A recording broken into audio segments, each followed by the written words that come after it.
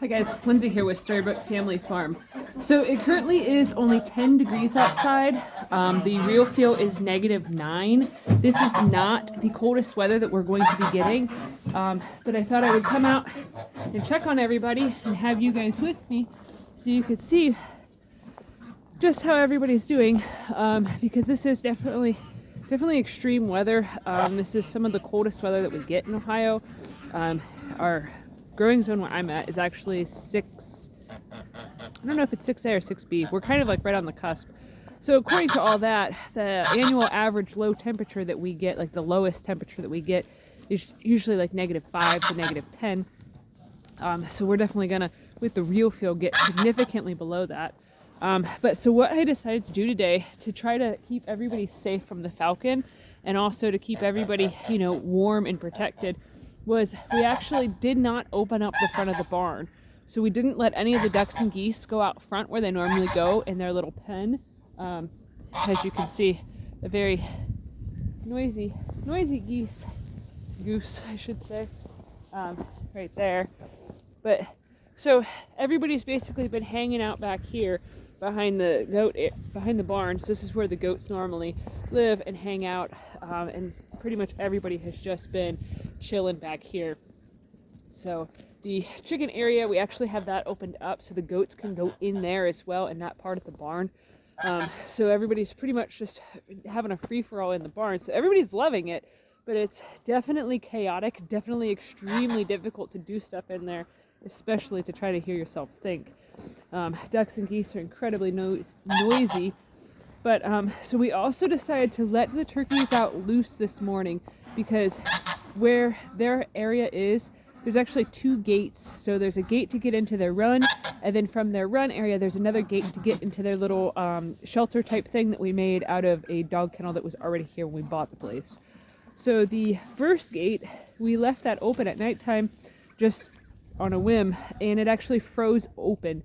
So to let the turkeys out of their little hut, the only option was to let them free range, which we did that yesterday.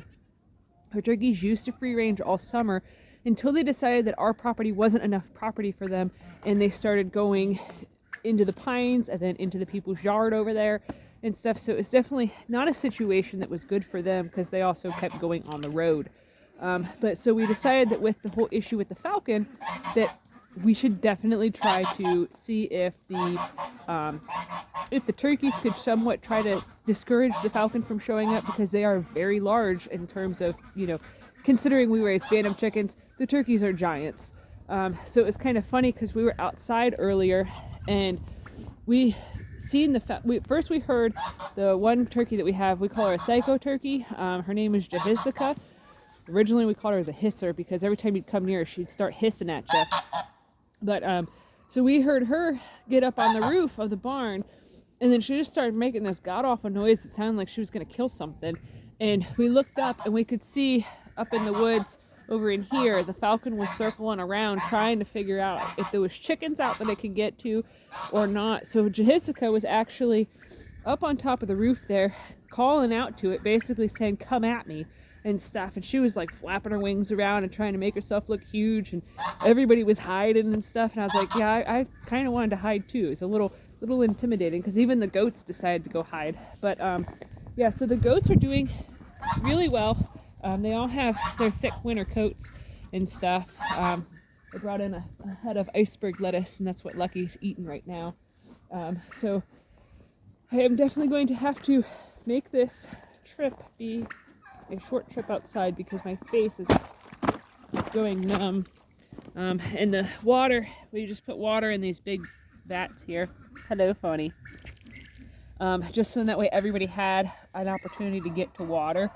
And that was about 2 hours ago, and the top was already frozen enough that the goats couldn't get any and stuff. So it's definitely kind of sucky in terms of, doing water maintenance and homesteading when it's this cold.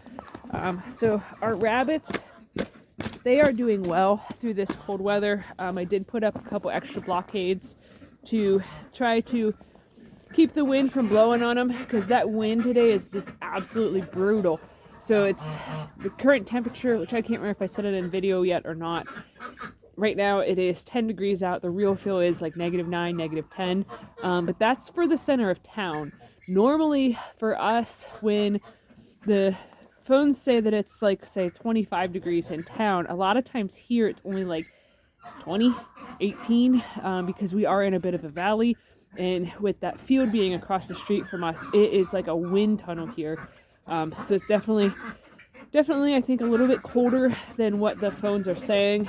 But we're able to stay nice and toasty warm inside the house. In the living room, that's where our wood burner's at. It is about 75 degrees in there. The dining room is the next room in, and it was, when I came out, it was like 71 in there. And then the kitchen, which is the furthest away, and you have to like cut through other stuff and kind of wrap around, so there's not good airflow to there. The kitchen, it was, I think, like 64, 65, but that's no big deal because Tracy's in there cooking, so it's, you know, she's making more heat.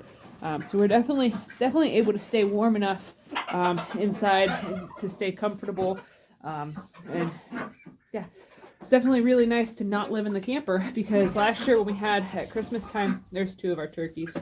Last year at Christmas time when we had that really bad polar vortex and it was even colder than it is right now, it was brutal living in a camper. Like, that thing was just, whew, it was terribly cold. But so definitely really thankful that we have a wood burner, that we don't have to worry about heat, and that we're able to stay as warm as we want to despite having really drafty old windows in our house. It's nice to not have to worry about our heating bill being like $1,000 or something this month, just to compensate for the windows. So, and we do have curtains drawn and blankets over some windows and stuff in bedrooms, so just so that way it's more comfortable at night.